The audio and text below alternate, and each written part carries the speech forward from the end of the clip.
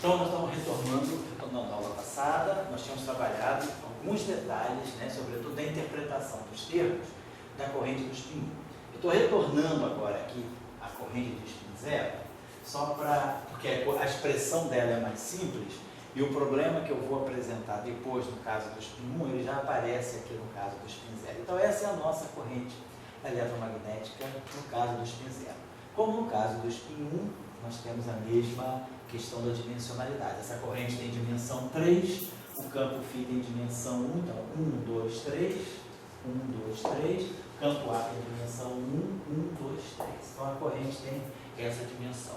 E nós vamos querer interpretar essa grandeza aqui, φ está φ, como sendo uma densidade de partícula também. Ou seja, isso aqui para nós vai ser densidade, vou botar assim, uma densidade de partícula. A densidade de partícula é o número de partículas por unidade de volume. Então, se tem um número de partículas por unidade de volume, então isso aqui vai ter dimensão de massa ao cubo. Mas eu preciso que isso aqui tenha dimensão de massa ao quadrado, que é massa ao quadrado vezes massa. Então, o que a gente tem, e aí a gente já entende por que a coisa aparece, quando a gente normaliza, como a gente fez na aula passada, quando a gente normalizou, olhou as funções de onda do campo W, a gente fez toda a discussão do campo W, depois fez a expansão de Fourier, colocou a expansão de Fourier on shell, normalizou, a gente via que aparecia aquele fator 1 sobre a raiz de 2m, né? Na normalização da função de onda. Então, a mesma coisa acontece aqui no caso escalar. Então, quando esse objeto aqui vai ser interpretado, quer dizer, como a densidade de partícula tem dimensão de massa ao cubo, essa grandeza aqui, para ter dimensão de para eu poder ter uma interpretação de ρ de partícula, que tem dimensão de massa ao cubo, eu vou entrar aqui, a gente sabe, vamos coletar aqui os fatores 1 sobre a raiz de 2m que vão aparecer na expansão do campo. Então, aqui eu vou ter o fator 1 sobre 2m. Então, como no caso anterior, esse termo aqui, quer dizer, aqui nós vamos ter a corrente convectiva, aqui a gente tem a corrente devido ao movimento, quer dizer, a corrente convectiva. No caso do spin 0, que ele já traz essa discussão que eu quero fazer depois, no caso do spin 1. E aqui nós vamos ter justamente a densidade de partículas sobre 2m. Então, já vou substituir esse φ está aqui. Se a gente quiser colocar aqui, a gente vai ter o fator 1 sobre 2m, e aqui vai aparecer a densidade de partícula. Tá certo. Se a gente quiser, a gente pode pensar assim. A gente pode fatorar, se quiser, né? Posso fatorar esse EQ aqui, então a gente já pode fazer assim, se quiser, nessa expressão aqui. Eu deixo esse I aqui e boto isso aqui igual a EQ. E aí esse fator EQ aqui é um fator global. Então EQ aqui, e aí aqui, esse quadrado sai, EQ. Esse aqui também vai sair, então a gente vai ter EQ sobre M. Tá? Só fatorei. E agora que a gente observa, EQ sobre M, EQ é justamente a densidade de partícula vezes a carga individual das partículas vai me dar a densidade de carga. Então eu posso incorporar esse EQ nesse fator ρ aqui, e isso aqui vai me dar agora EQ, né? Quer dizer, a densidade, isso aqui é a carga, né? O valor da carga em unidades de E. Então eu posso ter uma carga que é mais E, menos E, não importa. Então tem o que é um número inteiro, né? 0, 1, um inteiro positivo ou negativo, tá? Então, isso vai me dar o valor da carga individual, é a carga da partícula. Isso aqui é a densidade, então isso aqui eu posso tirar isso aqui, então eu vou deixar esse fator aqui 1 sobre M, e aqui eu posso interpretar isso aqui como sendo a densidade de carga. Então, agora isso aqui fica a densidade de carga. Claro, tem aquele fator aqui lá. Então, se quiser, a gente também pode reconstituir, não precisa deixar assim, pode deixar os fatores como está, é só absorver, né? Vou deixar esse EQ aqui, tem um I aqui, e vamos deixar o EQ, aqui era um EQ ao quadrado. Então, um EQ eu incorporei no ρ, para dar a densidade de carga, e o outro EQ ficou aqui. Então, o que nós temos aqui, se a gente quiser, por exemplo, então, nesse caso... Não, só para tá? você começou com... Eu comecei e estava assim, ali, φ star φ. Então, esse termo aqui, ele representa, isso aqui é a densidade, a densidade de partículas, quer dizer, o φ está descrevendo, o campo φ descreve partículas, e essa grandeza aqui, ela me descreve a densidade de partículas, ou seja, isso aqui tem, sendo densidade de partículas, né, ela tem, esse objeto aqui tem dimensão de massa ao quadrado. Esse objeto aqui tem dimensão de massa ao quadrado. Porém, a dimensão dele é massa, em termos de dimensão, a dimensão dele é massa ao quadrado. Agora, esse objeto aqui representa uma densidade de partícula. Portanto, sendo uma densidade de partícula, ele vai ter dimensão de massa ao cubo. Então, para essa grandeza aqui, que tem dimensão de massa, para eu poder colocar, quer dizer, a relação entre essa grandeza e a densidade de partículas, é que essa grandeza aqui para ela poder ter dimensão de massa ao quadrado, quer dizer, dimensionalmente, essa grandeza aqui, então, teria que ser a densidade de partículas sobre m, porque aí me dá massa ao quadrado. A densidade de partícula tem dimensão de massa ao cubo, sobre m, me dá um m ao quadrado, que bate com isso. E aí a gente sabe de onde é que vem esse m. Esse m vem da normalização das funções de onda. Quer dizer, quando a gente expandiu o nosso campo φ, a gente vai fazer exatamente o que a gente fez da outra vez, vai no campo vetorial.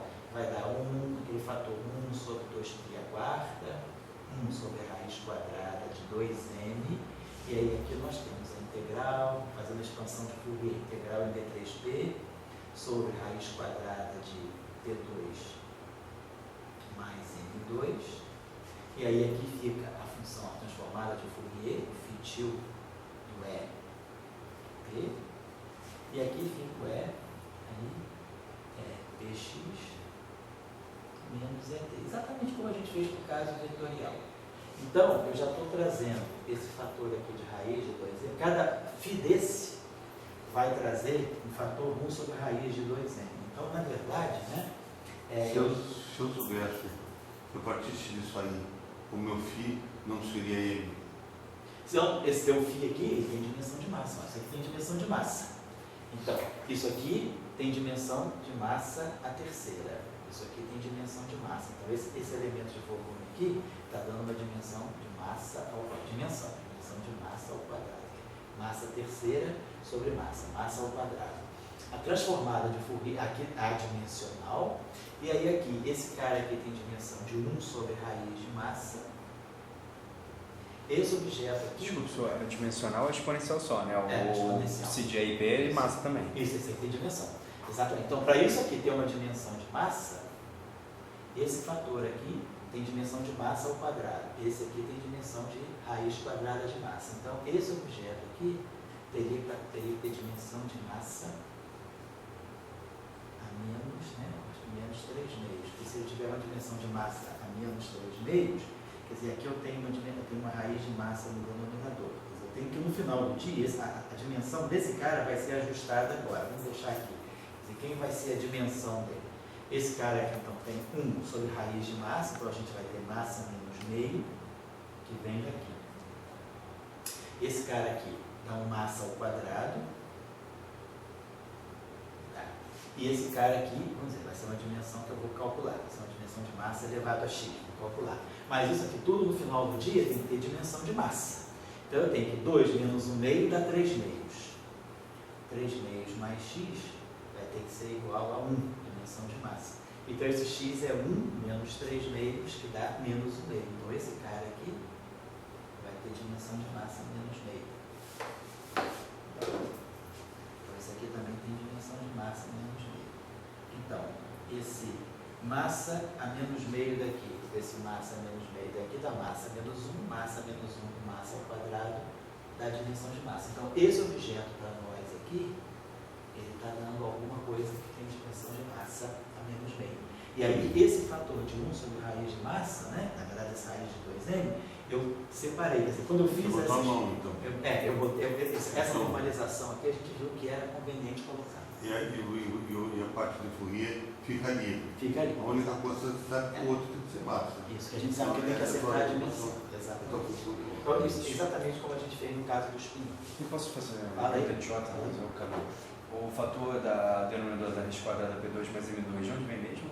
Ele veio quando a gente tinha aquele delta, lembra que tinha um delta congel?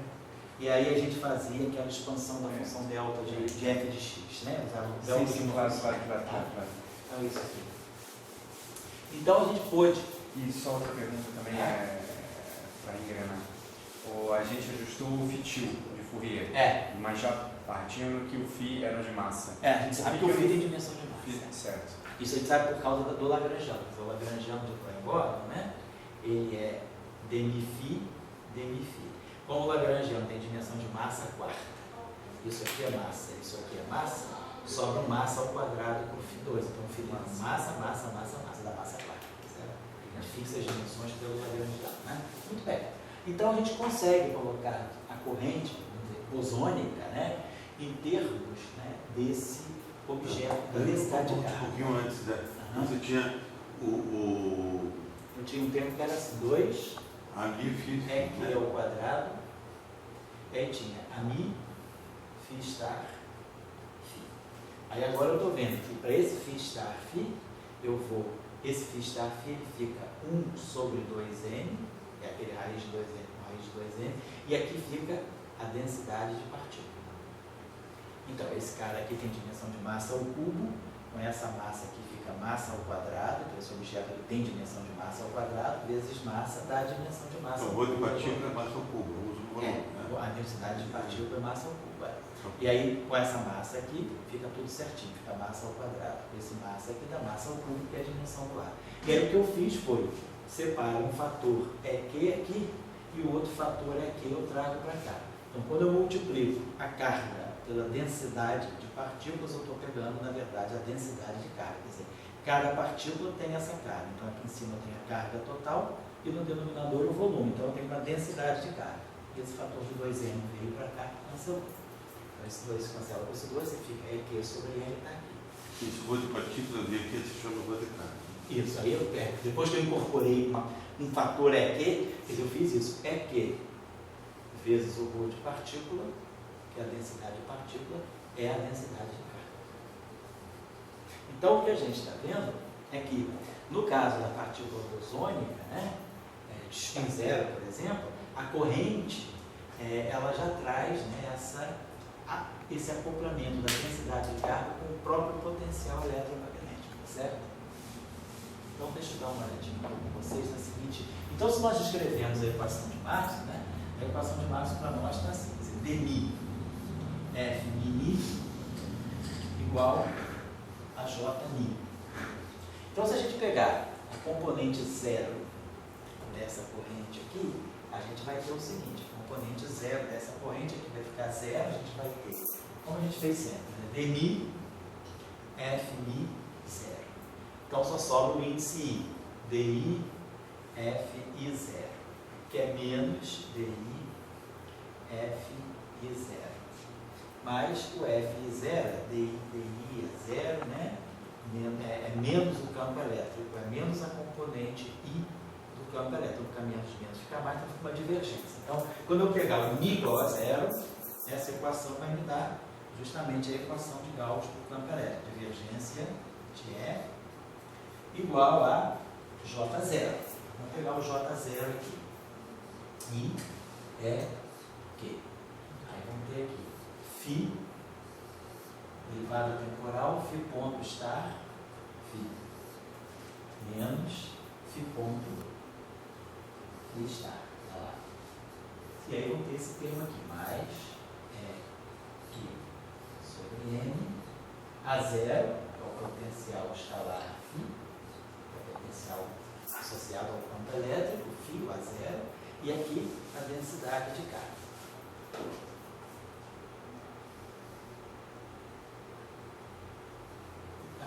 Então a gente está vendo, vamos jogar esse termo para o lado de lá. Esse termo aqui incorpora um fator que existe aqui, é campo eletromagnético. Então esse termo aqui, ele vai ficar divergência de E menos EQ sobre M, razão carga massa, potencial φ, e aqui a densidade de carga. E desse lado aqui nós vamos ter I, E, Q. Então vamos manter isso aqui. Φ ponto estar Φ menos Φ ponto Φ estar. Isso aqui se comporta, né? Vai fazer o papel da densidade. Vamos ver por que isso aqui também é uma densidade de carga. Vamos dar uma olhadinha nesse termo aqui. Então esse termo aqui tem uma derivada temporal do campo. Vamos olhar a expressão do nosso campo. De novo, a expressão do nosso campo eu tinha apagado ainda agora. Ela é 1 sobre 2π a quarta. Vou colocar aqui. Aí tinha aquele fator 1 sobre raiz de 2n. E aí aqui nós tínhamos a integral, né? De 3π raiz quadrada de P2 mais N2. Aí aqui a transformada de Fourier no nosso campo é E. E aqui é o nosso fator de onda clara. É elevado a Px menos ET. Certo? Px menos ET.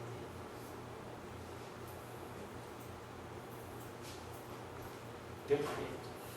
Daí, o que eu faço? Vamos derivar, nós precisamos derivar isso aqui em relação ao tempo. Então, se nós derivarmos em relação ao tempo, nós vamos produzir aqui um fator menos IE. Vamos produzir aqui um fator menos IE, que vai ficar aqui dentro. Ele não pode sair porque esse nosso E aqui é raiz quadrada de P2 mais N2. Quer dizer, na verdade, né, isso aqui é raiz quadrada. Isso aqui, na verdade, a gente pode até colocar, se quiser, ó, assim pode colocar. Isso aqui é raiz quadrada de P2 mais N2 é o E. Esse E nosso aqui, tá, não é independente de P. Esse E é raiz quadrada de P2 mais N2, está certo, né? Aqui, na verdade, está certo. Muito bem. Então, quando a gente derivar em relação ao tempo, a gente vai produzir esse fator, aqui era a raiz quadrada de P2 mais N2, está certo? Vai produzir esse fator menos IE. Então, esse E aqui vai cancelar, né? Então, eu vou produzir aqui um fator menos I. Então, esse aqui é o φ ponto agora. Menos I. Vou produzir esse fator menos I, que veio da derivada em relação ao tempo. Aqui eu tinha a raiz quadrada de P2 mais N2, que é o E, mas ali esse E aqui cancelou. Então, essa derivada temporal, vezes φ, então ela vai produzir esse menos I aqui, e aqui, é claro, esse termo aqui vai produzir, estou derivando o φ ponto. Eu estou derivando, depois eu vou ter que derivar o φ ponto. O φ ponto é isso aqui. Então, o φ ponto produz esse fator menos I. Então, aqui vai ficar mais I. E o φ ponto estar é o conjugado complexo disso. Então, vai produzir um fator I. Quer dizer, esse fator aqui, esse termo aqui, é o conjugado complexo disso. Eu estou fazendo esse aqui, depois é só jogar esse aqui. Então, esse termo aqui, que é φ ponto, ele ficou desse modo. Esse E desapareceu e ele ficou assim. Tá certo? Perfeito. Vamos colocar então tá legal, esse é o φ ponto. Φ estar, então não preciso nem fazer, vai ser o conjugado complexo. Isso agora chama a atenção da seguinte coisa para vocês. Quando nós estamos interpretando esse ρ aqui, esse ρ para nós era φ estar φ. Certo? Então, quando a gente olhar para o φ ponto, aquele E desapareceu. Na expressão do φ, eu tenho aqui, eu tenho tudo igual, mas tenho aqui o D3P sobre raiz quadrada de P2 mais N2, sobre esse E. Então, no φ, eu tenho esse E, que é a raiz quadrada de P2 mais N2. P2 mais N2. Tá. Agora, quer dizer, então isso aqui é o raiz quadrada de P2 mais N2, esse está aqui. Quando eu derivo em relação ao tempo, ok, esse fator aqui, que é o E, desapareceu. Então a coisa fica basicamente, φ ponto estar, φ ponto, vai ficar o produto entre φ estar, φ til estar e φ til. No caso do φ, que é interpretado, que a gente está interpretando como a densidade de carga, esse cara aqui está me dando raiz quadrada de P2 mais N2. Então eu tenho esse fator E a mais em relação a esse a esse termo aqui. Ao passo que aqui eu tenho essa derivada temporal, né, que está me produzindo esse fator aqui de energia. Só que se eu tiver um referencial de repouso, esse termo aqui, esse φ aqui, fica raiz quadrada, né, de m, né?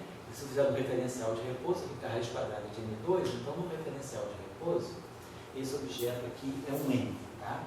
Então o que nós estamos querendo comparar aqui é o seguinte, esse φ ponto estar aqui, φ ponto, ele vai estar produzindo, eu só queria comparar essa densidade que está aqui com essa densidade que está aqui. Eu quero fazer essa comparação para a gente não perder nada aqui. Então, basicamente é o seguinte, quando a gente expandiu esse campo φ ponto estar aqui, a gente, da mesma forma como a gente recolheu esse fator aqui, 1 sobre raiz de 2m, né? Eu vou estar produzindo esse fator aqui, 1 sobre raiz de 2m, que vem do φ ponto ou do φ ponto estar. E vou ter o outro fator, 1 sobre raiz de 2m, que vem um daqui, outro daqui. Da mesma forma como a gente tinha lá no φ estar. Vou botar aqui só para a gente não perder nada. Vou botar o nosso φ, então, ele era 1 sobre 2π quarta.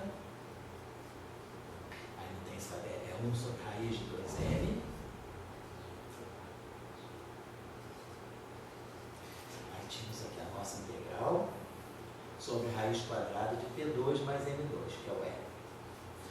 Aí aqui nós temos o fútil de EP e aqui temos a onda plana. Então esse aqui é o nosso φ, né? Então quando a gente pegou φ estar, φ, a gente pegou, a gente vai estar, na verdade, quer dizer, vai ter essa expressão vezes o conjugado complexo dessa. Só que essa expressão, ela tem um termo a mais no denominador. Ela tem esse E aqui, que a derivada temporal eliminou. E quando aqui a gente tomou a derivada temporal, a gente produziu esse fator E, que cancelou esse fator E aqui do denominador, tá certo? Então, se nós então estamos querendo dizer que o φ, quando a gente associou essa grandeza aqui, φ estar φ, a gente associou a esse 1 sobre 2m, tá aqui, e a densidade de partícula, né, foi a associação que a gente fez, a gente pegou o φ estar φ, disse, isso aqui é 1 sobre 2m, eu vou associar isso aqui, e a densidade de partícula. Então, a densidade de partícula, ela está basicamente associada a essa parte aqui. Tá? E, nesse caso aqui, quando eu fiz a derivada temporal, eu multipliquei, quer dizer, eu acabei com um dos E's que estava aqui e vou estar multiplicando, quer dizer, esse cara aqui vai ser φ estar φ. Então, vai ter um fator com essa integral, com E no denominador, e um outro fator semelhante no produto, com o E no denominador também. Esse cara aqui vai ter um φ ponto que vai estar sem o E, mas depois ele vai ser multiplicado pelo φ estar, que vai ser o outro fator que vai ter o E. Então, agora, se a gente está, e aí esse E aqui é a raiz quadrada de P2 mais M2. Se a gente quiser interpretar, quer dizer, essa aqui é uma densidade de carga, né? A gente vai querer dizer isso. Isso aqui para nós é a densidade de carga. Isso aqui, porque se a gente olhar para a equação de Maxwell, desse lado direito aqui, isso aqui é complexo, isso aqui é parte imaginária, isso aqui é uma grandeza real, e é isso aqui que eu vou interpretar como esse EQ aqui é a densidade de carga. Então eu estou dizendo o seguinte, que φ ponto estar φ menos φ ponto φ estar, né, quer dizer, vezes o I, estou dizendo que isso aqui, se isso aqui eu vou interpretar como a densidade de carga, eu gostaria de interpretar, quer dizer, se isso aqui já é a carga e isso tudo aqui é a densidade de carga, então eu gostaria de interpretar esse objeto aqui também como sendo a nossa densidade de partícula, certo? Para poder bater a coisa. Quer dizer, pelas equações de Maxwell, o lado direito tem que me dar a densidade de carga. Então isso aqui, para mim, é a densidade de carga. Como aqui eu já tenho o valor da carga, então a densidade de carga, tirando a carga, fica só a densidade de partícula. Então nós estaríamos dizendo o seguinte, deixa eu botar aqui que I, φ ponto, φ estar, menos φ ponto estar, φ ponto estar, menos φ ponto estar, nós vamos estar interpretando esse objeto aqui como a nossa densidade de partícula. Acho que é isso aqui. Esse I, com esse objeto aqui, me dá uma grandeza real, isso tudo aqui é uma grandeza real. E aqui eu tenho a carga. Então a carga, então isso aqui é uma densidade de carga, então porque esse objeto aqui então me representa a densidade de partícula, tá ok. Então vamos fazer, e isso aqui está ok, porque esse objeto aqui, a densidade de partícula tem que ter dimensão de massa ao cubo. E de fato, esse cara aqui, a derivada temporal do φ é massa ao quadrado vezes massa, massa ao quadrado vezes massa. Então essa grandeza aqui, ela me sai, vamos dizer assim, ela pode me representar diretamente a densidade de partícula, porque ela já sai com a dimensão de massa ao cubo. Voltando para essa grandeza aqui, que a gente está também representando, quer dizer, tentando dar uma interpretação para essa grandeza aqui como uma densidade de partícula também, quer dizer, qual é a diferença que a gente está observando? Quer dizer, ao fazer essa grandeza aqui, fazer esse cálculo aqui, φ estar φ, eu vou estar produzindo essa transformada de Fourier aqui, quer dizer, vai ter um fator que não vai ter a energia e o outro fator vai ter a energia no denominador. Então, essas duas expressões, eu queria chamar a atenção, é que elas estão, vamos dizer assim, tem uma discrepância de um fator E aqui, né? Que é essa φ estar φ vai ter duas vezes isso aqui, e o φ ponto estar φ vai ter esse cara vezes um semelhante a esse. Então, e aí, de fato, é a diferença em energia que tem, porque um tem dimensão de energia a mais que o outro. Então, para essa grandeza aqui que apareceu, aqui que é o φ estar φ que tinha aparecido aqui acoplado, nós vamos ter que, quer dizer, temos que ver por que isso também está dando uma densidade de partícula. Então, vamos tentar ver, porque aí a gente fica com a coisa consistente. A gente fica com a densidade de carga, vezes aquela grandeza ali, e aqui a densidade também, essa grandeza aqui também tem que ser a densidade de carga, né? Então, vamos dar uma olhadinha aqui na seguinte coisa. Então, quer dizer, quando eu estiver fazendo esse produto aqui, quer dizer, eu teria, se eu tiver um referencial de repouso, vamos pensar assim, esse é igual a n, no referencial de repouso. Se eu estivesse falando de uma partícula no referencial de repouso, é igual a n. Então, eu aqui teria dois fatores, né? Teria um fator de n aqui e um fator de m aqui. Ao passo que aqui eu teria um só fator de m, tá certo? Então, a diferença entre eles seria realmente um fator de massa, que é o fator que está aqui. Então, isso tudo aqui, vou apagar aqui, a gente vai quero limpar um pouco esse argumento, mas eu estou só raciocinando assim com vocês, para a gente ver que, quer dizer, a nossa ideia aqui é chamar isso aqui também. Isso aqui, para nós, tem que ser a densidade de carga, porque é o que está me dando o lado direito das equações de Marx. Então, isso aqui, e esse aqui, vamos dizer, isso aqui é bem óbvio, que isso aqui é uma densidade de carga, porque ele já sai com a densidade correta, já sai com a dimensão correta. Isso aqui é massa ao cubo. Então, como a gente fez aqui, a gente interpretou esse I, φ ponto estar, φ menos φ ponto φ estar, a gente está interpretando esse objeto aqui como a densidade de partícula. Esse objeto aqui tem dimensão de massa ao cubo. Então, essa é a densidade de partícula. E aí, multiplicado pela carga, me dá a densidade de carga. Por outro lado, a gente tinha aqui esse acoplamento do φ com φ estar. Isso. O que a gente está querendo dizer é que tem um fator de massa aí. Quer dizer, o que a gente está dizendo é que esse termo aqui também é a densidade de partícula sobre a massa. E aí, a diferença que a gente está atribuindo é justamente a um fator de E que vai faltar nessa expressão aqui. Essa expressão aqui vai ter dois fatores de E, e essa expressão aqui vai ficar com um só, porque um é supresso por essa derivada. No referencial de repouso da partícula, se eu pensar uma partícula que está em repouso, né, o E é igual a M. Então, essas duas grandezas que eu estou querendo dizer é o seguinte, que a partícula, se eu pegar essa grandeza aqui, φ estar φ, vou botar assim, φ estar φ, ela é igual a I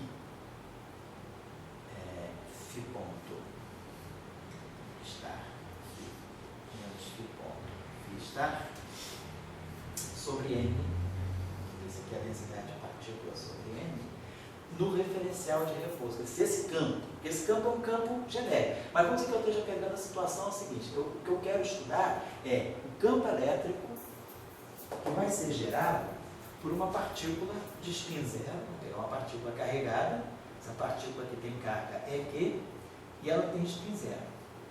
E ela está localizada num certo ponto do espaço, no ponto X. Então, claro, a posição, quer dizer, essa partícula a densidade de carga vai ser EQ vezes o delta 3, a partícula esteja localizada na origem, né? Delta 3 de x igual a zero. Então, eu teria aqui uma carga pontiforme, escalar, situada, vamos dizer, na origem, né? Então, essa aqui seria a minha densidade de carga. Então, eu estou querendo dizer que, nesse caso, se eu quiser interpretar esse campo como estando numa situação limite, em que ele represente, ele não é um campo estendido completamente, ele está representando uma partícula localizada na origem, com essa carga aqui, eu estaria fazendo essa associação aqui, quer dizer, essa grandeza aqui e essa grandeza aqui diferem por um fator m, justamente no caso em que a partícula estiver em repouso. Quer dizer, o momento é zero, se a partícula está em repouso, na verdade, essa transformada de Fourier dela, ela tem que estar me dando, o fato de ela estar em repouso, olha, isso aqui estaria me dando um delta 3 de P. Então, quando isso aqui me dá um delta 3 de P, né, eu teria, basicamente eu teria o delta 3 de P aqui, isso aqui me mataria, né, esse termo aqui. Então, eu estaria propondo, essa interpretação aqui então para nós, que a gente depois vai estender para o caso do spin 1. Quer dizer, ele estaria dizendo o seguinte, se a modificação que a gente tem em relação ao caso do elétron, justamente é esse termo aqui. Esse termo aqui está me dizendo que quando eu vou calcular o campo eletromagnético da carga, eu, em geral, não tenho esse termo aqui. Aqui não aparece o potencial associado ao campo elétrico. A divergência de E igual a ρ. Agora, o fato da partícula ter sido bosônica, ser bosônica, né, trouxe para a corrente, né, esse termo aqui. Isso aqui é característico do caso bosônico, que o caso fermiônico não apresenta. E aí a gente colocou aqui a densidade de carga e aqui a densidade de carga. Então, não teria, assim, essa expressão aqui para a equação de Maxwell. Está aqui a densidade de carga, está aqui também. Então, eu tenho um termo aqui que vai aparecer. Claro, esse termo aqui é dominante.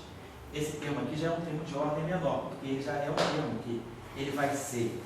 Se esse termo aqui é a densidade de carga, esse termo aqui já incorpora um fator de carga elétrica. Como esse aqui também. Esse termo aqui, como a gente viu, é de ordem EQ ao quadrado em relação a esse. É de ordem EQ em relação a esse. Então, esse termo aqui seria um termo que estaria me dando uma contribuição devido, né, ao fato do spin ser bosônico.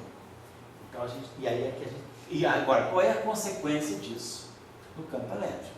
Então, a gente teria que pensar. Se eu, por exemplo, isso aqui me coloca, quer dizer, o que está acontecendo fisicamente para a gente? A gente está dando uma interpretação bem microscópica para a corrente elétrica. A gente agora está indo, quer dizer, no caso das equações de Maxwell, quando a gente estuda eletromagnetismo clássico normal, a gente não está preocupado com a estrutura da corrente. A gente simplesmente diz, eu tenho uma corrente de carga, uma densidade de carga, por exemplo, tem uma corrente ou uma densidade de carga que é tal. Aqui, a gente está tendo assim, um cuidado de dizer, não, a minha densidade de carga ou a minha densidade de corrente tem uma estrutura microscópica que eu controlo. Por onde que eu controlo? No caso do spin-maker, que foi estudado anteriormente, pela equação de Dirac. No caso do bóson, eu controlo pela equação de Klein-Bor. Nós pegamos a equação do bóson e colocamos aí a informação de que essa partícula é escalar. Quer dizer, o fato da partícula ser escalar me diz que a corrente incorpora o potencial eletromagnético. Então, a gente está tendo uma descrição mais microscópica. E aqui a gente começa a encontrar um primeiro cuidado que a gente tem que ter. Se a gente falar, eu tenho uma carga situada, uma carga pontiforme na origem. Então aqui eu vou botar, imaginar que essa minha densidade de carga, ela seja correspondente a uma carga puntiforme na origem. Então eu tenho a carga e tenho o delta 3. Tenho uma carga, que é a função delta de Dirac, tem dimensão de 1 sobre o volume, então isso aqui é uma carga por volume, a densidade de carga. Só que, se eu coloco esse termo, essa densidade de carga aqui, nós vamos produzir na equação de Maxwell um termo que é assim. Eu estou pegando um problema estático. Então eu tenho uma carga estática situada na origem, uma carga pontiforme na origem. Só que na equação de Maxwell vai aparecer que se o problema é eletrostático, vamos colocar assim, divergência de E menos Laplaciano de φ. Aí vamos ter esse termo aqui, menos EQ sobre M. E aí aqui vamos ter o nosso φ, nosso potencial que a gente quer calcular, para depois calcular o gradiente dele, que é o cálculo. E aqui eu vou colocar a minha densidade de carga, que é EQ delta 3 de x. E aqui eu vou ter a minha carga, EQ delta 3 de x. Quer dizer, esse problema aqui, sem esse termo, é fácil de a gente resolver. A equação de Poisson é o potencial eletromagnético colombiano, é 1 sobre x. Porém, a presença desse termo aqui me traz uma questão que não é trivial.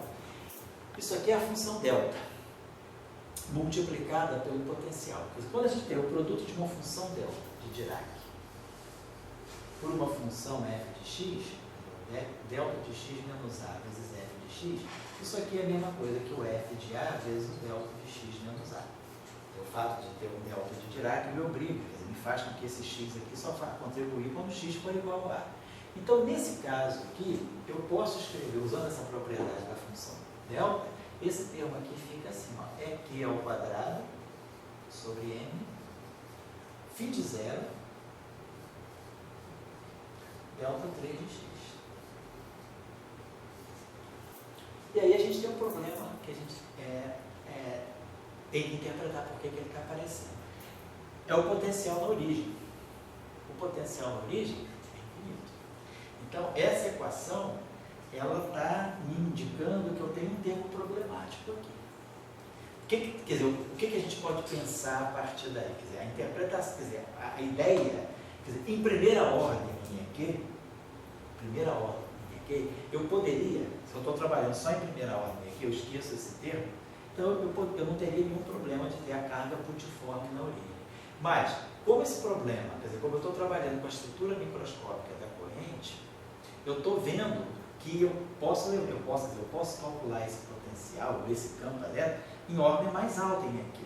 Eu tenho uma contribuição que é essa aqui, que num caso mais microscópico a gente vê, num caso macroscópico a gente conta só a densidade de carga e ponto. Agora aqui está me trazendo essa dificuldade. Então o que eu poderia interpretar é o seguinte, que em ordem EQ ao quadrado eu tenho um conflito se eu coloco a ideia de uma partícula puntiforme.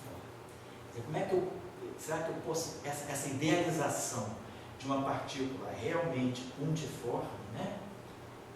Ela vale até que ordem? Quer dizer, é uma idealização.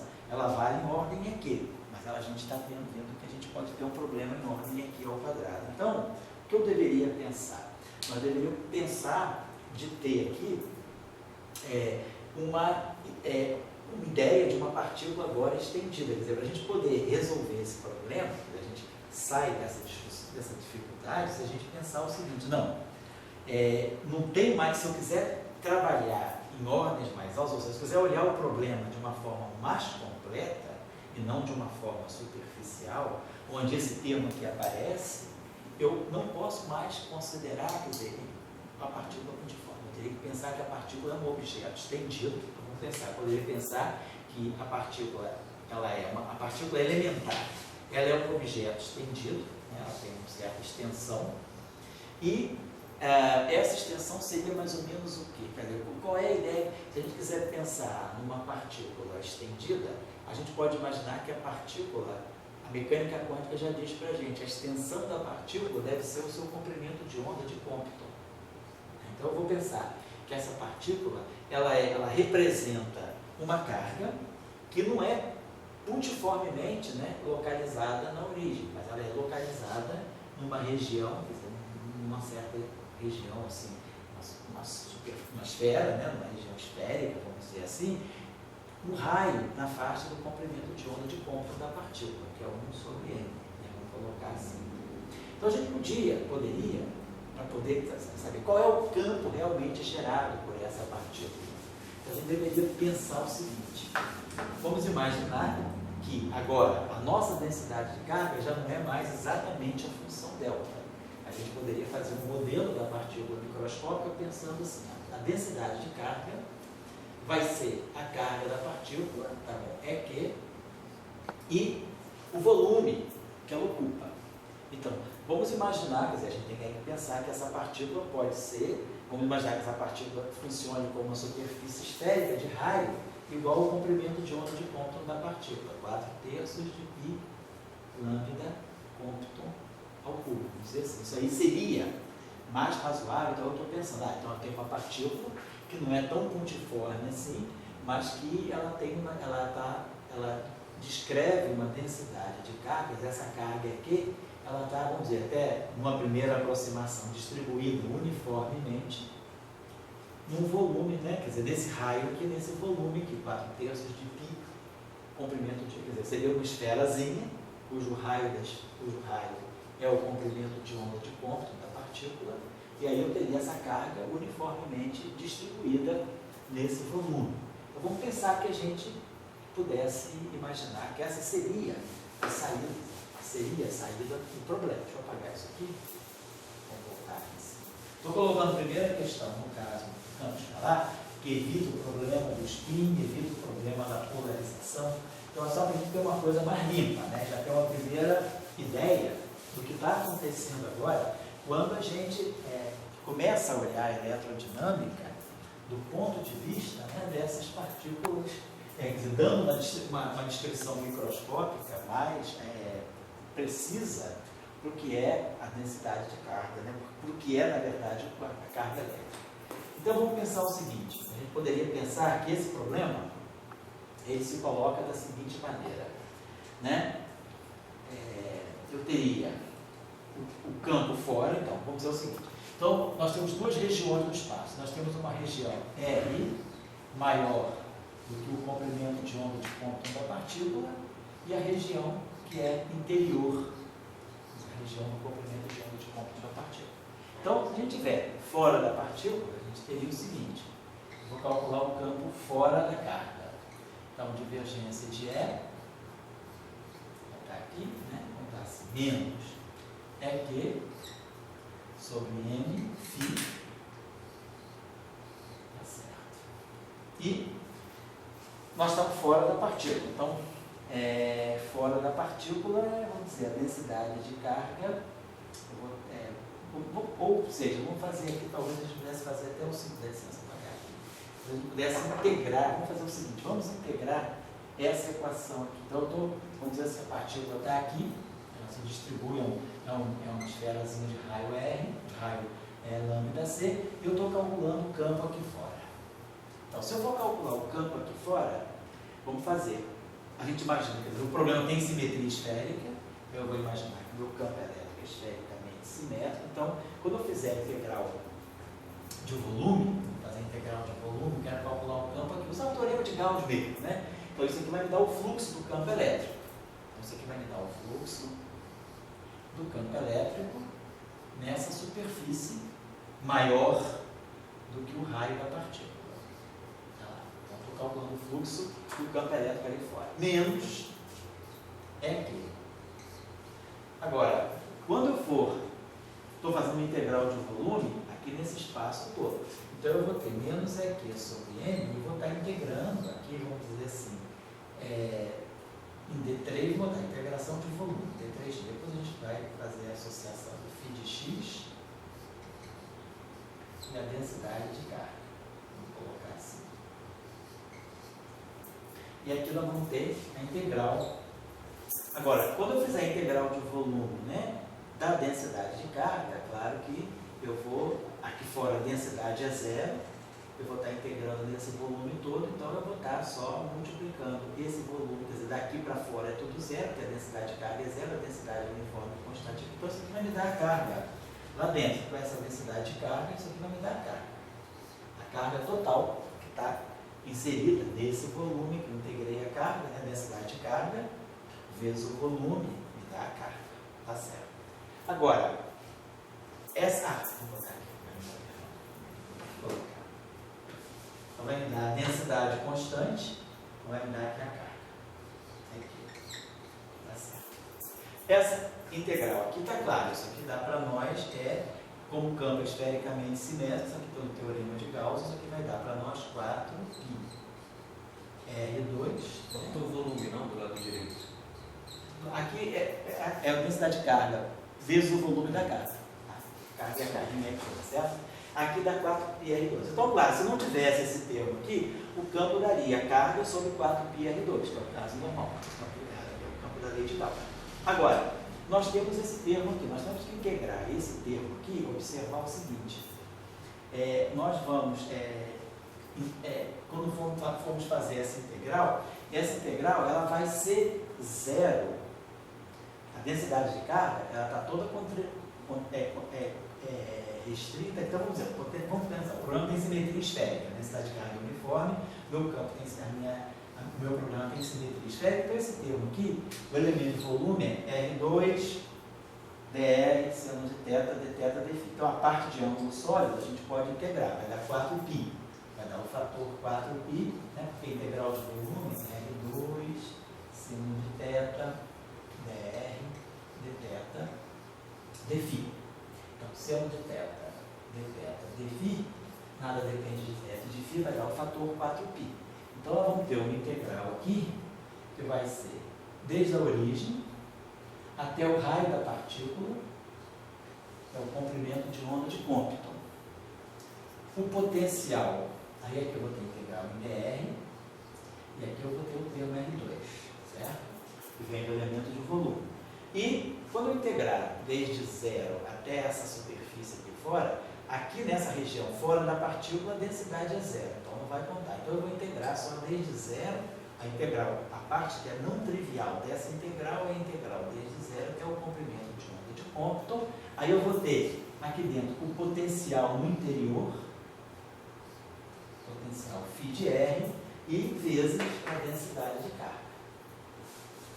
A densidade de carga que é constante, vamos colocar, que sobre 4/3 de π lambda. Então vou botar aqui a densidade de carga que é constante, eu vou chamar de ρ0.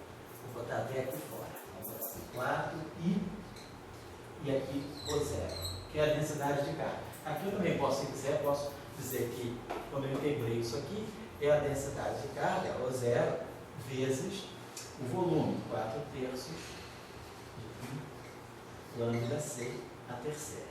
Lembrando que o ρ0, então, é a densidade constante, é a carga sobre o elemento, sobre o volume, 4/3 de π lambda de Compton a terceira. Ou seja, a gente está fazendo isso assim. É um modelo que a gente está propondo para evitar o problema da carga pontiforme, que esse termo aqui, esse termo aí acusa. Então tá legal. Agora, então, aqui dentro, então esse termo aqui, para eu calcular o potencial aqui fora, eu vou ter que ter conhecimento do potencial aqui dentro.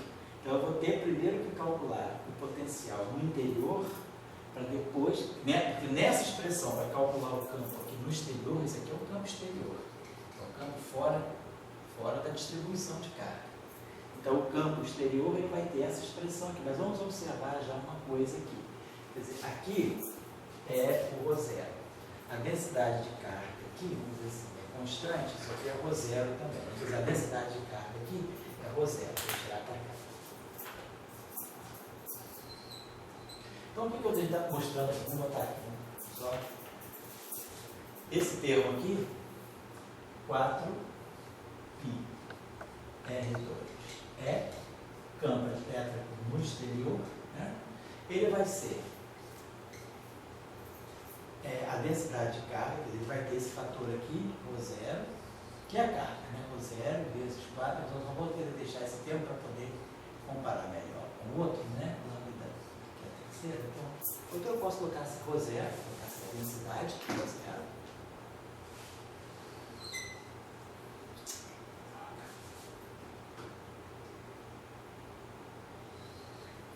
Essa aqui é nada, né, cara? É fogo. Então, tá novinho. Vou botar aqui Rosero. Tá, vamos botar esse elemento aqui. 4/3 de π na vida C terceira. Vamos colocar assim. E aí agora vem para cá esse termo mais é que sobre n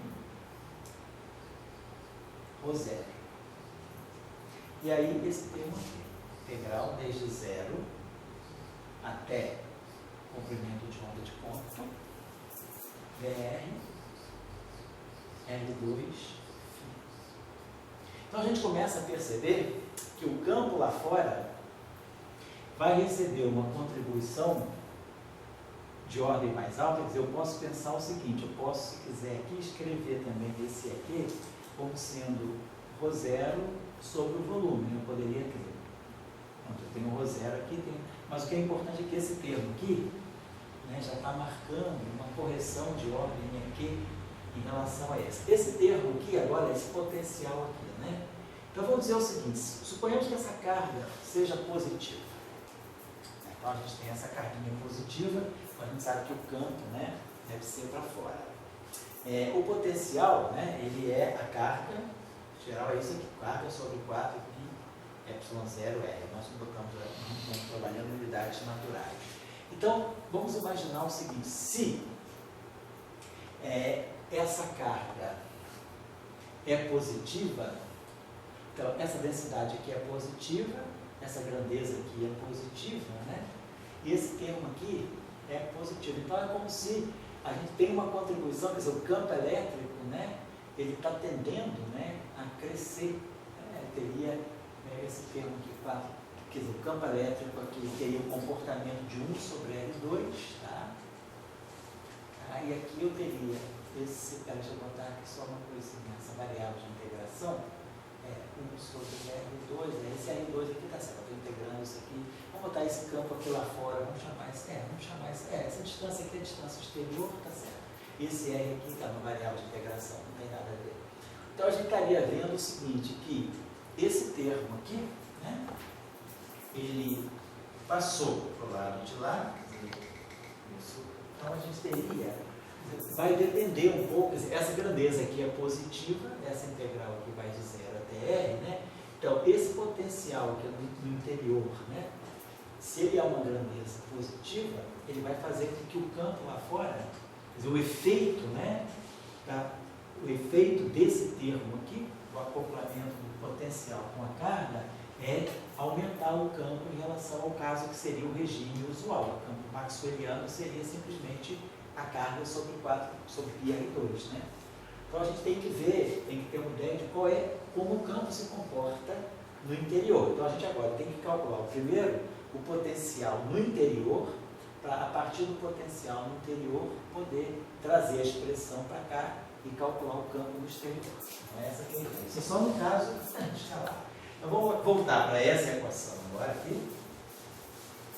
No caso, a gente querer calcular o campo no interior. Então a nossa ideia agora é a seguinte, nós estamos no interior da distribuição de carga.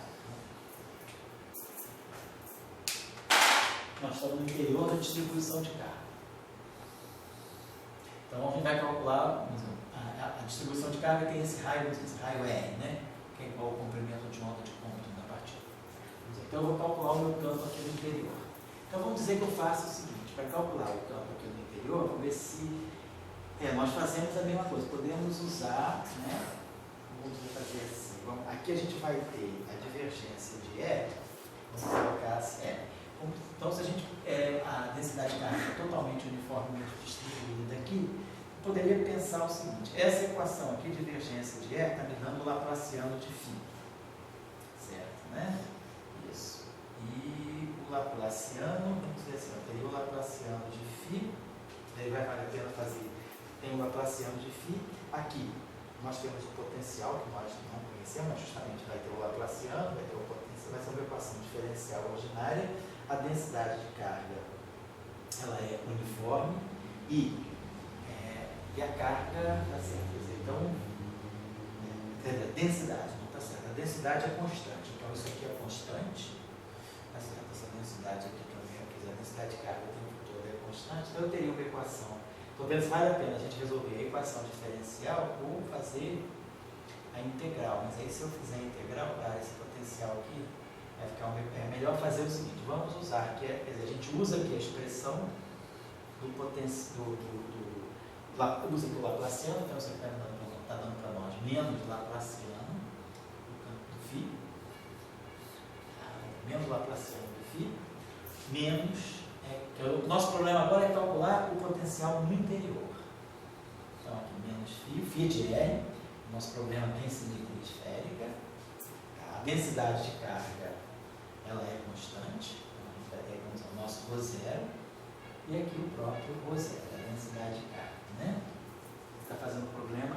Tá. Ou, se valeria a pena, ou a gente podia fazer usando a lei de Gauss, integrar desde um zero até uma superfície R menor do que R, a gente poderia fazer isso também.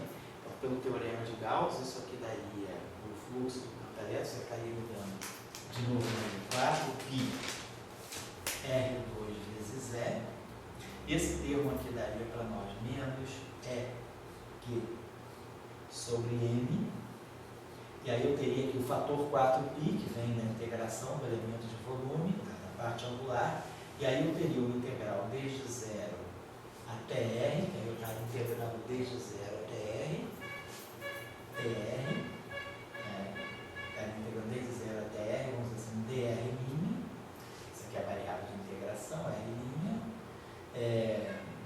o meu potencial, φ de R', e a minha densidade de carga. Oi? R' ao quadrado, exatamente. E a minha densidade de carga. E desse lado aqui, nós vamos ter a densidade de... Agora, quando eu fizer a integral, eu estou fazendo agora o teorema de Gauss, estou integrando isso aqui nesse volumezinho aqui, que é interior à esfera. Então, quando eu integrar isso aqui, o teorema de Gauss dá o fluxo, aqui a integral vai de 0 até R, tá certo? E aqui do lado direito eu vou ter a integral da densidade de carga, eu vou ter a carga dentro desse volume aqui. Então, isso aqui vai dar para nós o ρ0, que é a densidade, vezes 4 terços de π R3. Porque é o volume, teria que multiplicar pelo volume, porque como a densidade é constante, quer dizer, a carga que está aqui dentro é a densidade vezes o volume dessa esfera que eu usei para integrar aqui. Então isso aqui vai dar 4 terços, né? Vou botar essa ρ0 vezes 4 terços de π R3. Então, eu poderia ficar com essa equação aqui, que eu também posso transformar numa boa equação diferencial. Eu posso derivar em relação a R, aqui, vai dar dois termos, aqui vai dar dr. Posso derivar em relação a R, isso aqui vai acabar com a integral, né? Vai ficar, tá certo? Esse E aqui, vou lembrar que esse E aqui é menos gradiente de φ. Vou botar aqui esse termo. Não é menos gradiente de φ, vai ficar menos 4π R2, que é o fluxo, e aí é dφ dr. Então tem essa equação aqui em R, né? Aí tem uma equação que é basicamente uma equação diferencial integral. E esse tem aqui. Então eu posso escolher, ou eu resolvo o meu problema assim, ou eu resolvo o meu problema aqui com essa derivada segunda, né? Que tem que dar a mesma coisa. Quando eu escrever, só que aqui eu vou estar usando o Laplaciano com coordenadas esféricas, né? Talvez seja mais fácil resolver o problema por aqui mesmo, né? Que eu já calculo o campo φ no interior. Eu posso ter a solução de φ, quer dizer, essa equação de segunda ordem aqui vai me dar o campo em qualquer posição aqui dentro. Até isso aqui vai valer até R igual a lambda C. E aí depois, sabendo essa solução aqui, eu trago essa solução para cá, que é a solução no interior, vou ter que integrar esse termo aqui para ganhar quem é o campo no exterior. Então eu posso tirar, quer dizer, é claro, sabendo aqui, se eu sei aqui quem é o potencial, claro que eu tiro o campo no interior e o campo no exterior. Por exemplo, se a gente se não tivesse termo, se esse termo aqui for zero, nós temos que isso aqui tem R2 aqui tem R3 aqui, tem R. E a gente sabe que realmente, no caso de Maxwell, quando a gente tem uma densidade, uma esfera uniformemente carregada, o campo no interior ele cresce proporcional a R, ou seja, o potencial é do tipo R2, né? E de fato, isso aqui se a gente não tiver esse termo, a gente tiver isso aqui uma densidade constante, né? Então isso aqui, ó, vai ter esse R2 aqui, vai ter esse R3 aqui, então dφ R é proporcional a R, ou seja, φ é proporcional a R2. Então é isso mesmo. No caso usual, no caso de Maxwell, né? No caso comum. Mas agora a gente tem esse termo aqui que faz com que essa equação seja uma equação um tantinho mais complicada, porque ela tem uma parte diferencial e uma parte integral. Mas eu posso também resolver o problema por aqui. Eu sei que o meu φ só depende de R, pego aqui a expressão do Laplaciano em coordenadas esféricas, só vai ter o pequeno R2, ele é o que? DDR de R, dφdr, né? Quer dizer, ou seja, eu transformo essa equação, pode ser transformada facilmente nessa equação. E aí a gente calcula o campo no interior. Então a gente pode calcular. Então a gente vai calcular o φ, então a gente vai ter o φ no interior. Isso aí é bom para o meio tu resolve na hora essa equação diferencial. Φ no interior e o campo elétrico é também no interior. O campo elétrico é menos o gradiente do φ. Só que, claro, agora o gradiente em coordenadas esféricas, que é, na verdade, dφdr, né? Então, eu sei o campo elétrico no interior e sei o φ no interior. Sabendo o φ no interior, esse cara aqui é o φ interior. Eu posso calcular o campo elétrico no exterior, basicamente, fazendo essa integral. Eu vou substituir a expressão do meu φ aqui e vou resolver essa integral para calcular o campo elétrico no exterior. Então, eu acho que, quer dizer, o problema agora caiu simplesmente no problema assim, de equação diferencial simples, né? Uma equação diferencial normal, eu resolvo essa equação aqui, ou eu posso resolver essa aqui, basta diferenciar essa equação aqui em relação a R, que eu mato essa integral, se a gente diferenciar essa equação aqui em relação a R, a gente vai produzir dois termos aqui, menos 8π R dφdr, menos 4π d2φ dr2. Depois, quando eu derivar essa integral em relação a R, ele vai produzir menos EQ sobre N, 4π R2 e de R o zero. E desse lado aqui não tem o zero, 4 terços de π R2, né? Em relação a R, 4 terços de R vai ficar 3 vai cancelar, vai ficar 3, 4π R2. Então a gente aí tem uma equação diferencial, porque no fundo vai ser essa equação aqui, usando a expressão do Laplaciano em coordenadas esféricas, a gente vai cair na equação aqui. Aí eu posso dividir tudo por esse 4π, 8π aqui é geral, né? Não tem problema. E aí a gente ganha essa equação aqui. É uma equação diferencial de segunda ordem. Deve dar alguma coisa como uma função de Bessel. Então eu deixo essa sugestão para você fazer isso aí, você que é prático isso. Então, fica como sugestão para você, Saulo, calcular explicitamente, né? Calcular explicitamente o φ e o R. Ainda não instalei o meu, eu estou com concorrente aqui, só instalado. O que é? Eu tenho que instalar o Maple, normalmente eu só estou com concorrente aqui instalado. Tá legal. Aí a gente, por que a gente está fazendo isso? Porque aí a gente está começando a observar que o fato da gente considerar, quais seriam, né, quais seriam as propriedades que nós obteríamos se a gente leva em conta realmente a estrutura microscópica da corrente. O que a gente está ganhando de novo aqui é saber que essa corrente simplesmente não é, ela só não descreve macroscopicamente, ou essa densidade, ela não descreve só uma carga. Eu tenho, quer dizer, quando você vai olhar a estrutura microscópica da corrente, a gente começa a perceber que tem esse termo, que é o chamado termo de London, que faz a interação, o acoplamento da densidade de carga com o próprio potencial eletrostático, o potencial elétrico, ou, se a gente quiser, com o potencial eletromagnético, se a gente considerar também o caso das correntes, o caso do campo magnético, né? Então, esse termo aqui, como a gente viu, ele também aparece com o termo do Dirac. Se a gente lembrar, quando a gente pegou a decomposição de Gordon do Dirac, né, aparecia um termo lá que era psi-dag, ou psi-barrado, psi-ami. Então, aparece um termo desse tipo também. Tá? Então, quer dizer, quando a gente considera a estrutura microscópica, agora a novidade do caso bosônico, sobretudo do caso vetorial, é que aparece a questão da polarização. Quer dizer, além, né?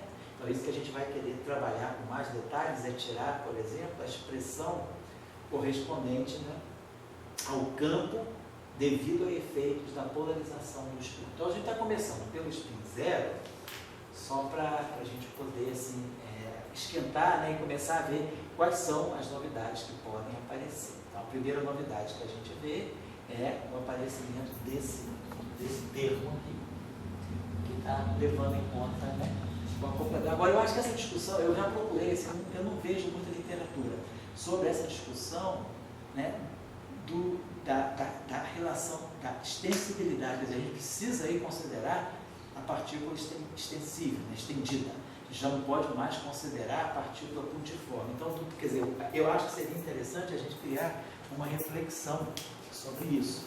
Quer dizer, do momento, quer dizer, no teu caso, e no caso dos potenciais, como os modelos de gate estendidos também, devido, né, a gente ter agora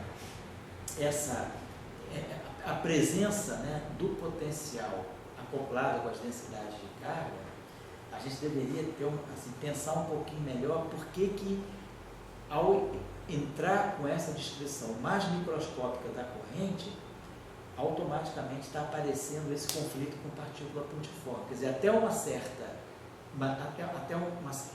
certa extensão, a gente pode considerar a partícula pontiforme. Mas quando a gente entra com a descrição microscópica da corrente, a gente vê que o fato de colocar as informações microscópicas on-shell da partícula na corrente, a gente gera aquele termo que é problemático, tanto no caso bosônico quanto no caso fermiônico, que é o termo que acopla, né, o potencial eletromagnético com a densidade de partícula, com a densidade de carga.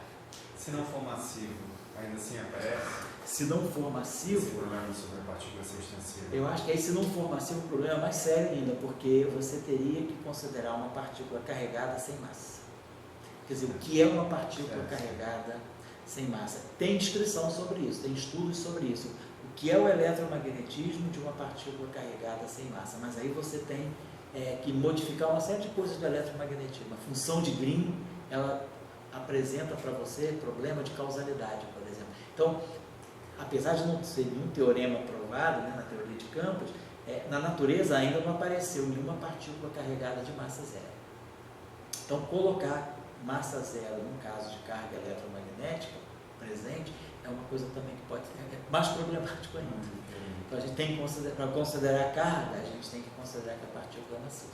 Esse M não vai poder ser zero.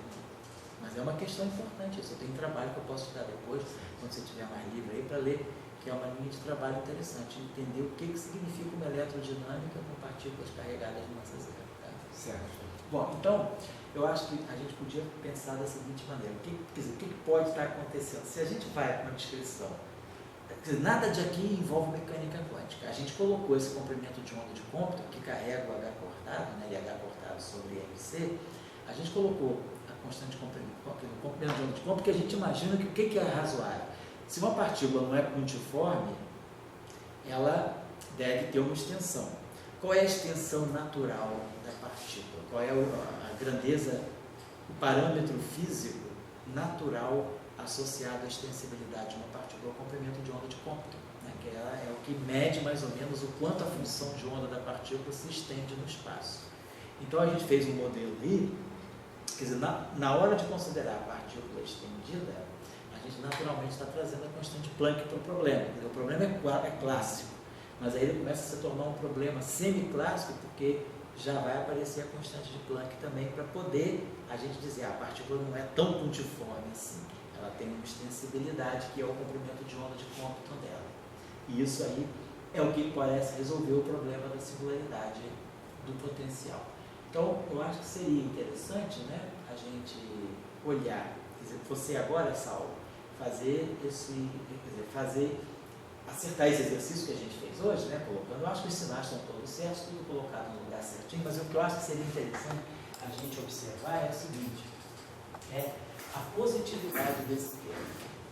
Quer dizer, Porque, claro, isso tudo vai depender, o potencial pode ser positivo, pode ser negativo, quer dizer, essa integral aqui, esse termo é positivo, essa integral tem tudo para... Se o potencial for positivo, essa integral é positiva. Se o potencial for negativo, essa integral é negativa. Então, o que a gente está vendo é o seguinte, o campo, né, se eu tiver uma densidade de carga, uma carguinha positiva, o que a gente quer? É que o campo aqui tenha essa, seja para fora. Quer dizer, o campo é menos, né, o gradiente do potencial, e a gente imagina que o potencial de uma carga positiva, né, ele deva ser positivo também. Então, se a carga é positiva, né, a gente está vendo que parece que esse termo, ele trabalha no sentido de ampliar o campo. Agora, se a carga é negativa, quer dizer, esse termo aqui fica sendo negativo, o potencial também é negativo, né, então parece que, quer dizer, o que eu estou achando é que talvez essa carga aqui também, então isso aqui é uma carga negativa, né? Então, quer dizer, no caso da carga ser negativa, vamos dizer, esse termo, se a carga é negativa, essa densidade é negativa, então esse termo é negativo. Essa carga é negativa, mas esse potencial deve ser uma função negativa. Então, essa integral aqui deve ser positiva. Então, você acrescenta uma coisa positiva a um campo que seria completamente negativo. Então, você parece que está, de uma certa maneira, blindando o campo, você está diminuindo, né? Porque se não tivesse esse termo, esse campo aqui seria a carga negativa sobre 4πr2. Eu teria essa carga aqui negativa, o meu campo teria esse valor aqui, mas com essa carga negativa. Mas agora, se a carga é negativa, isso aqui é negativo, isso aqui também é negativo. Então, isso aqui deve ficar positivo. E aí eu vou acrescentar um valor positivo a esse campo, ou seja, eu vou diminuir o valor do módulo desse campo. Então, parece que a gente pode ter um efeito de blindagem aí. Quer dizer, o papel, quer dizer, quando a gente olha a estrutura microscópica, parece que a gente está... esse termo novo que aparece, que acopla o potencial eletromagnético com a densidade, ele atua no sentido de blindar. E no caso do campo ser positivo, da carga ser positiva, parece que é o contrário, ele amplifica. Isso aí que eu gostaria que fosse bem claro, quer dizer, que você tirar essa expressão aqui explicitamente. Deve dar uma equação de Bessel aqui para você resolver essa equação aí do potencial, deve dar alguma coisa simples aí. Que é uma equação de segunda ordem aqui, né? Então, uma equação de segunda ordem, você divide tudo por 4, você pode dividir por 4πr aqui, né? Tem R2, aqui tem R2, aqui tem R2, aqui tem R. Vai dar D2φ R2, 1 sobre R dφ dr. Isso aí é tipo de equação de Bessel, né? E aí o termo constante aqui, né? Tá certo. Então, acho que você poderia resolver esse problema aí, né? Quer dizer, a gente pode, na verdade, a equação, a solução da homogênea, mas a solução particular, vamos ver só. Aqui eu tenho alguma coisa com R2, né? Quer dizer, eu teria... Quer dizer, a minha solução, essa equação aqui, eu tenho uma equação inhomogênea. A solução da equação inhomogênea é a solução da equação homogênea mais a solução particular. A equação homogênea, né, seria essa aqui, né, que daria realmente a função de Bessel, e mais a solução da particular. Eu vou botar no meio, também o meio que resolve essa equação. Só às vezes eu errei de sinais aqui, etc., né, só para ver se está tudo certinho mesmo. Mas eu acho que aí é isso mesmo que está acontecendo. Acho que podemos depois, então. Eu acho que é mais crucial, só para terminar aqui, né? Que eu acho que é mais. Isso a gente está falando do caso do spin zero para a gente ganhar um pouquinho de insight. Depois, claro, a gente vai ter que jogar isso para o caso do spin 1, que é o caso que interessa a gente, né? Partícula carregada, tipo fotomassivo carregada, a gente vai ter que olhar isso melhor no caso do spin 1. Mas aí, só para relembrar aqui, né? A nossa expressão da corrente, quer dizer, o termo que foi crucial para nós aqui, que a gente tem que acertar bem o sinal, é quando a gente olha para a corrente, a gente escreveu a corrente escalar, né? Vamos pegar aqui a nossa... Isso, é só ver o termo que era aquele, quer dizer, para nós é crucial é isso aqui, que esse termo aqui, φ star, φ menos φ ponto, φ star, que a gente possa realmente descrever esse termo aqui como sendo a densidade de partículas. Acho que é isso aqui que é fundamental para nós. Aí o outro termo ele fica esse termo sobre a massa, né, que vai dar o termos de London, e aí a gente acerta os sinais. Então é só você fazer uma revisãozinha, Saulo, e ver se fecha essa equação diferencial para nós aí, tá bom? E aí a gente, entendendo esse caso, vamos ver o que a gente poderia, se a gente valeria a pena explorar mais alguma coisa do caso escalar, por exemplo, uma corrente.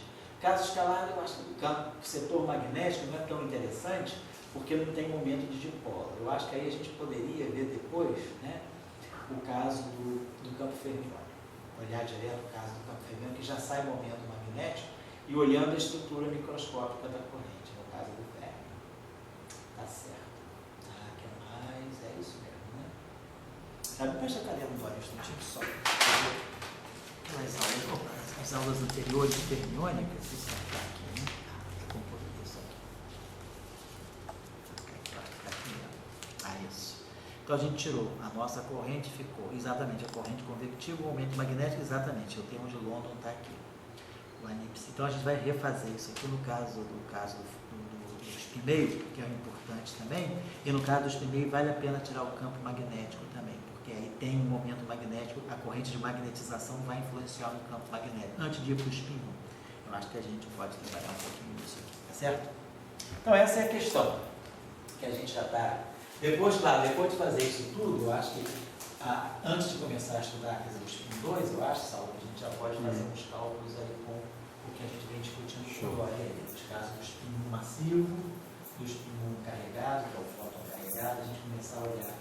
Agora, eu mandei aquele paper para vocês, eu achei aquele paper interessante que eu mandei para você e para o Saulo aí. Estou com ele aqui no iPad, se quiser que abra. Eu achei esse paper interessante pelo seguinte, ele dá um caminho para a gente trabalhar uma questão física interessante, que é, por exemplo, se a gente tem fóton massivo, o fóton massivo e carregado, como é que isso afeta a radiação do corpo negro? Então, quer dizer, isso é uma coisa, é uma experiência bacana de fazer, quer dizer, corpo negro. Então, isso pode ter também, por exemplo, uma consequência na cosmologia, por causa desse modelo de você fazer a radiação de fundo como sendo uma radiação de corpo negro, e também, de repente, fazer um experimento, quer dizer, pelos experimentos com radiação de corpo negro, tentar colocar bounds nos parâmetros. Dá licença aqui um instantinho só. Vontade. Que eu acho que esse aqui é o quão estável é o fóton, né?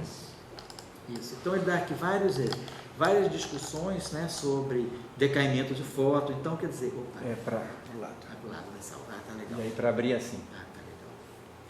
Por exemplo, aqui ele estuda, ele mostra que, por exemplo, esse estudo do Cosmic Microwave Background, né? Quer dizer, dos fótons ligados ao CMB, com energias. Então, aqui tem toda uma fenomenologia que eu acho que pode ser muito interessante para estudar com essa discussão de fótons massivos e carregados. Quer dizer, esse parágrafo aqui, basicamente, né, essa equação 1, que logo no início do paper ele fala, antes de ir para os detalhes, nós vamos apresentar, né, uma espécie de uma estimativa por alto, né, sobre os fótons da radiação cósmica de fundo com energias em torno de MeV e com essa vida média aqui. Então, tem coisa interessante que a gente pode tirar daqui para discutir uma fenomenologia desses fótons carregados e massivos, né? Eu acho que esse paper é bem interessante. Eu nem lembro de quanto que ele é, agora de 2013, né? Tá certo, é razoavelmente recente, tá bom? Então, eu acho que esse paper aqui pode abrir um caminho interessante aí para olhar essa discussão dos fótons carregados e massivos, né? Do ponto de vista com uma fenomenologia. Não, tem coisas a calcular aqui, né? Porque, vamos dizer, mesmo o cara fala, é difícil ver isso no LHC. Tudo bem, mas a gente pode olhar, não precisa ser no LHC só, pode olhar isso numa experiência de radiação de corpo negro, olhar isso até em conexão com a astrofísica, a radiação cósmica de fundo, né? Tentar ver se, por exemplo, a presença de fótons massivos não causa essas anisotropias que eles observam na radiação cósmica de fundo, né? Se descreve isso por perturbações cosmológicas, tem toda uma teoria aí, né, do Bukhanov para descrever essas anisotropias na radiação cósmica de fundo através de perturbações tensoriais cosmológicas. Mas a pergunta é, será que não seria um fato, uma coisa mais simples, alguma coisa que vem da própria QED? Quer dizer, se existem fótons carregados e massivos, será que isso aí não vai poder gerar uma certa anisotropia na radiação cósmica de fundo? Eu acho que a gente pode buscar uma discussão nesse sentido, tá? Então, Saulo, você, vamos ver se a gente amanhã vai chamar o... Você talvez tenha que vir aqui para falar com o Tchau. Você quer Sim, baixar pegar tudo. Porque 11 horas da manhã. com a menina, né? Tá. Isso. Sociólogo, você havia aquela computação daquela. Das relações de justiça. Eu quero, não sabia que era assim amanhã. Às 11 horas da manhã. Amanhã às 11 Estou aqui, horas. mano, não tem dúvida. E daí já se marca com o Chalca vira isso. Então você escreve com o Tchau, tá? Escreva. Você tem um e-mail, não tem? Tem sim, senhor. Escreve para ele. E amanhã eu acho que a gente pode trabalhar Pode aqui. tentar 11 horas aqui.